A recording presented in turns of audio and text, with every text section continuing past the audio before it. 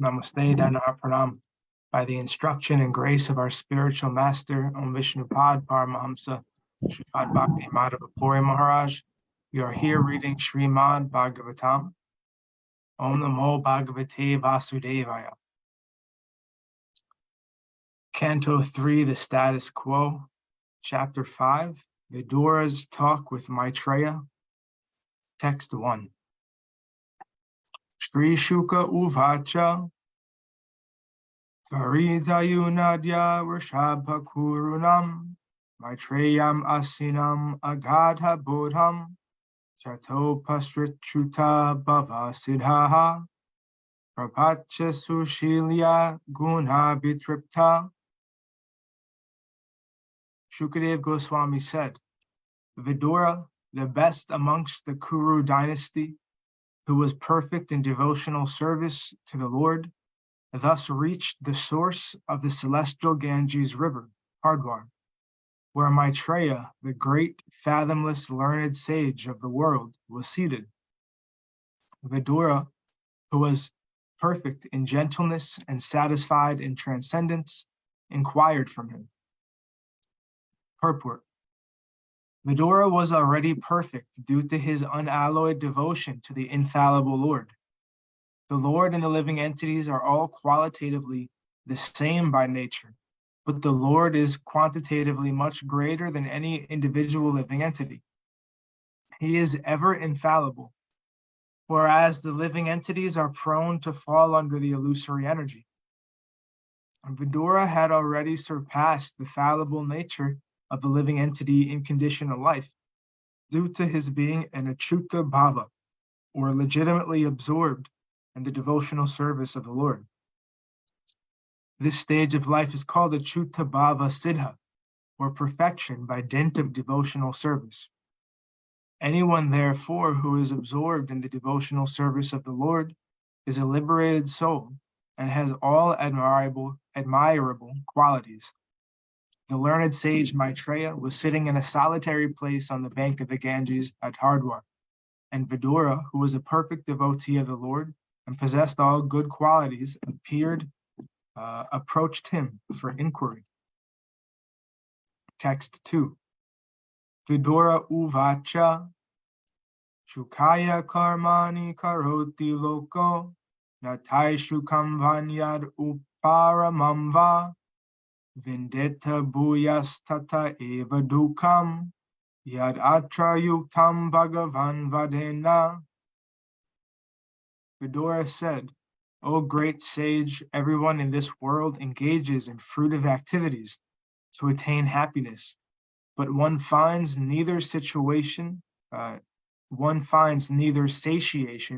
nor the mitigation of distress. On the contrary, one is only aggravated by such activities. Please, therefore, give us directions on how one should live for real happiness. Purport. Vidura asked Maitreya some common questions, which was not originally his intention. Uddhava asked Vidura to approach Maitreya Muni and inquire into all the truths concerning the Lord, his name, fame, qualities, form, pastimes, entourage, etc.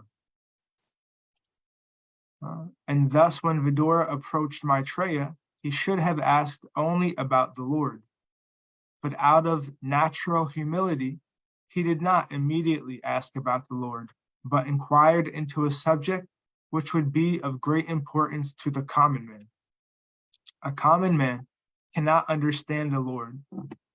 He must first know the real position of his life under the influence of the illusory energy.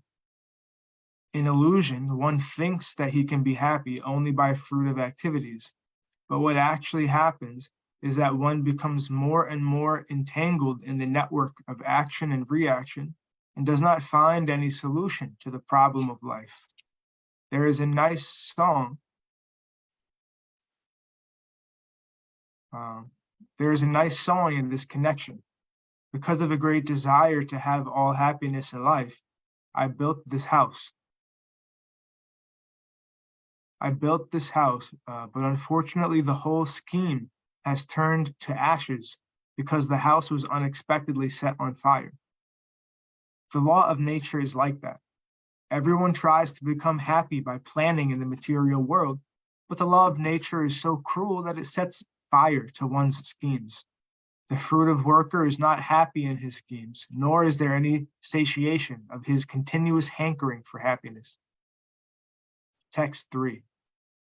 Janasya Krishnad Vimukasya Dhaivad Adharma Shilasya Shudhu Kitasya Anugraheyaha Charanti Nunam Bhutani Bhavyani Janardanasya.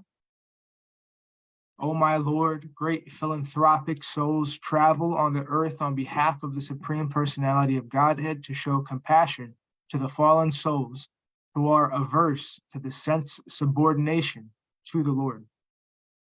Purport.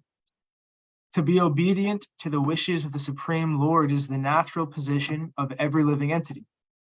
But due only to past misdeeds, a living being becomes averse to the sense of subordination to the Lord and suffers all the miseries of material existence. No one has anything to do but render devotional service to the Supreme Lord Sri Krishna. Therefore, any activity other than transcendental loving service to the Lord is more or less a rebellious action against the supreme will. All fruitive activity, empirical philosophy, and mysticism are more or less against the sense of subordination to the Lord, and any living entity engaged in such rebellious activity is more or less condemned by the law of material nature, which work under the subordination of the Lord.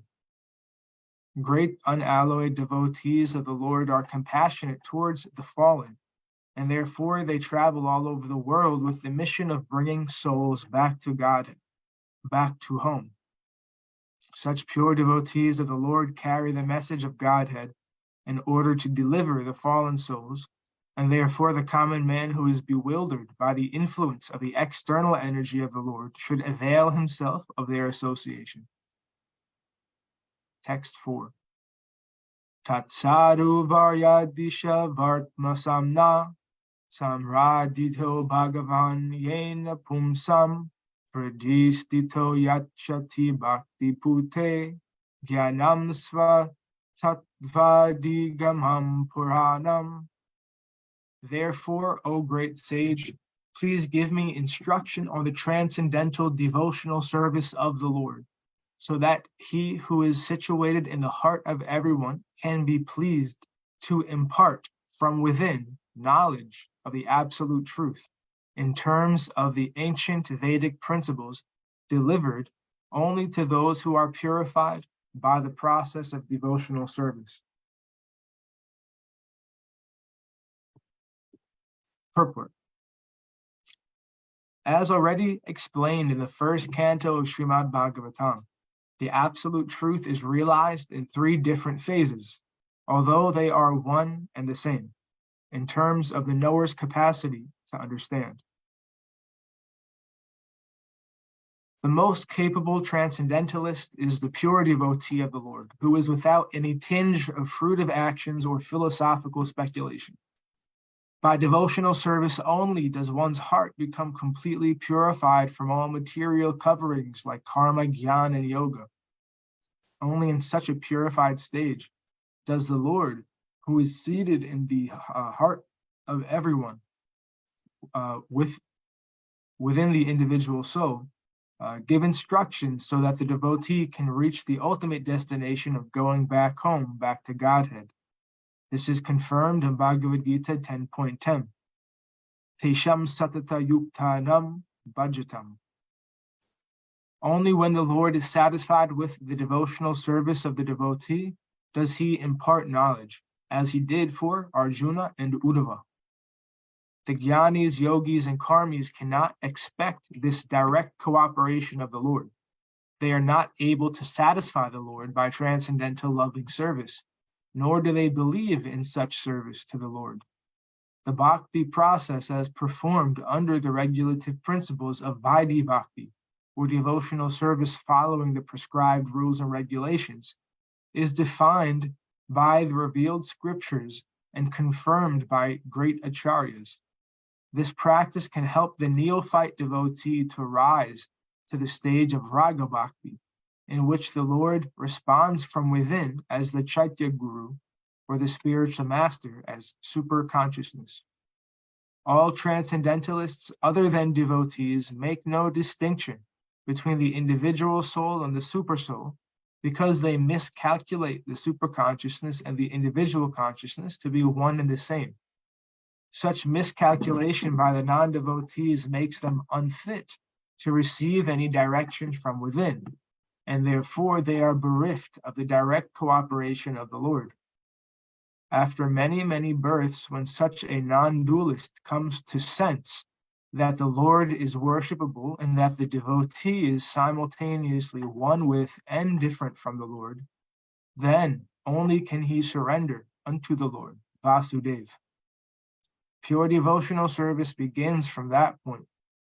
The process of understanding the absolute truth adopted by the misguided non-dualist is very difficult, whereas the devotee's way of understanding the absolute truth comes directly from the Lord, who is pleased by devotional service. On behalf of many neophyte devotees, Vidura, at the very first instance, inquired from Maitreya about the path of devotional service by which the Lord, who is seated within the heart, can be pleased. Text 5. Karoti karmani kratavataro yanyatma tantro bhagavam striyajisha yata sashar jagra idam niriha samstapya vrittim jagato vidhate. O great sage, kindly narrate how the Supreme Personality of Godhead, who is the independent, desireless Lord of the three worlds and the controller of all energies, accepts incarnations and creates the cosmic manifestation with perfectly arranged regulative principles for its maintenance. Purport. Lord Krishna is the original personality of Godhead, from whom the three creative incarnations, namely the Purusha avatars, Karna Vaishyayi Vishnu, Garbo Dakshayi Vishnu, and Shiro Dakshayi Vishnu, expand. The whole material creation is conducted by the three Purushas in successive stages under the external energy of the Lord, and thus material nature is controlled by him. Thinking material nature to be independent is like seeing milk from the nipple-like bags on the neck of a goat. The Lord is independent and desireless. He does not create the material world for his own satisfaction, as we create our household affairs to fulfill our material desires. Actually, the material world is created for the illusory enjoyment of the conditioned souls, who have been against the transcendental service of the Lord since time immemorial. But the material universes are full in themselves. There is no scarcity for their maintenance in the material world. There's no scarcity for maintenance in the material world. Because of their poor fund of knowledge, the materialists are disturbed when there is an apparent increase of population on the earth. Whenever there is a living being on the earth, however, his subsistence is immediately arranged by the Lord. The other species of living entities, who far outnumber human society, are never disturbed for maintenance. They are never seen dying of starvation. It is only human society that is disturbed about the food situation, and to cover up the real fact of administrative mismanagement, takes shelter in the plea that the population is excessively increasing. If there is any scarcity in the world, it is scarcity of God consciousness. Otherwise, by the grace of God, there is no scarcity of anything.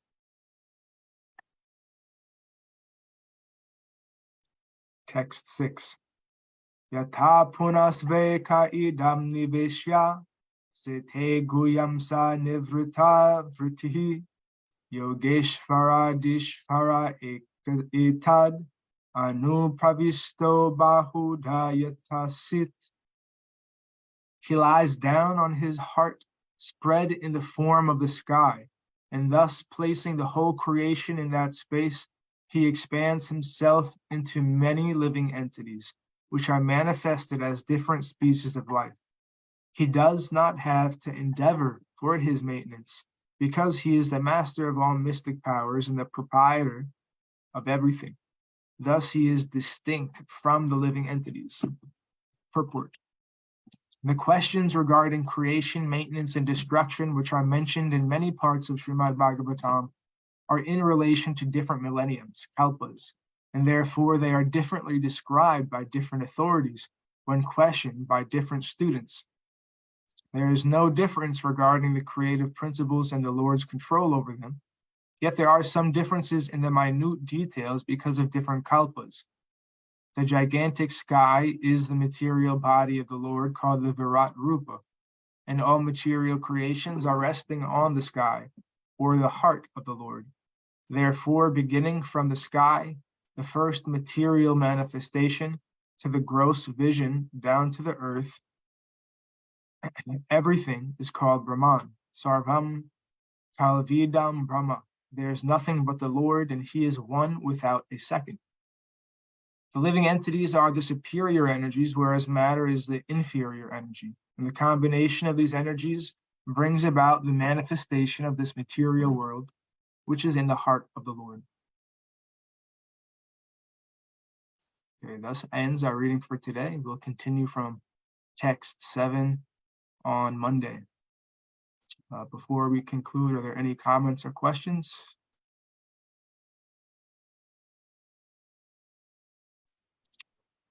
Namaste, Acharya ji. Namaste, Dr. Srinivasan. You have been highlighting about the abject surrender to Lord Sri Krishna in the spiritualistic world. But unfortunately, it is pretty difficult for a family man to get out of this bondage. And from the materialistic world to the realistic spiritualistic world is very, very difficult, whether it is through Bhakti Marg or Yoga Marg or Jnana Marg, or getting rid of this ignorance, illusion or disillusionment. But I find it is can materialistically surrender to Lord Sri Krishna and pray for his mercy, but it is very difficult because no, we are not shifting from one plane to another plane. Now, how to solve this problem, Guruji? Best, to surrender to Lord Krishna is not something that happens in our imagination. It means something very specific only. Surrendering to Lord Krishna means surrendering to the bona fide Guru, who is actually standing before us, who is that bona fide Vaishnava, who is already completely giving their own life to serve their Guru, who is a bona fide Vaishnava. So we know very clearly that these Vaishnavas are here, such as Srila Bhakti Niskam Shanta Maharaj, right? He's the current Acharya. So if we can find it in ourselves to surrender to such a bona fide personality, and we accept their instruction in our life, and we can render devotional service unto them, then that is surrender to Krishna. And whether we are family life or not in family life, it doesn't matter, because the bona fide spiritual master is always giving instruction and is always giving us guidance based on time, place, and circumstance. So they're very competent to give proper instruction if we're in family life and we have family responsibility. They can give us very competent instruction to develop in spiritual life, even in family life. And if we're not in family life, then they give us other instructions. But the main thing is the same. It's surrender to the bona fide Guru, such as Srila Shanta Maharaj. So if we can do that, that is the only practical way we can surrender to Krishna. Otherwise, it just becomes something in our imagination, and that's not actually doing anything. That's just more illusion, more Maya. But the practical thing, the real thing, the way to make a step towards the progressive truth is to surrender to Guru.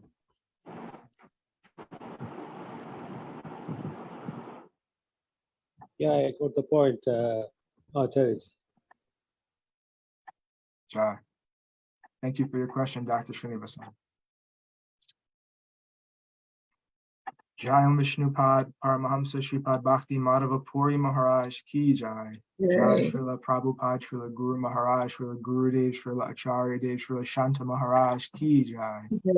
Jai Rupanuga Guru Varga Ki Jai. Upwards to the assembled devotees.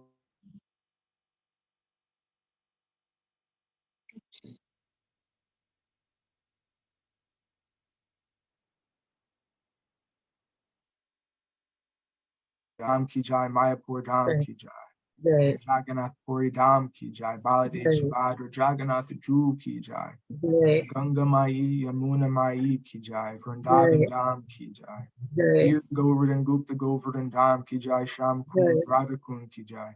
Tulsi Devi, Bhakti Devi, Vrinda Devi Ki Jai. Jai Srimad Bhagavatam Ki Jai. Jai Harinam Sankirtan Yagya Ki Jai. Scientific Sankirtan Yagya Ki Jai. Jai Princeton Bhakti Vedanta Institute Ki Jai. Sri Chaitanya Saraswat Institute Ki Jai. Sri Chaitanya Saraswat Mat Ki Jai. Nitai Gaur Premanandi Hari Hari Bol. Jai Srimati Uma Devi Dasi Ki Jai. Jai Dr. Srinivasan Ki Jai. Hare Krishna. Jai Guru Dev. Dhanavad Pranams.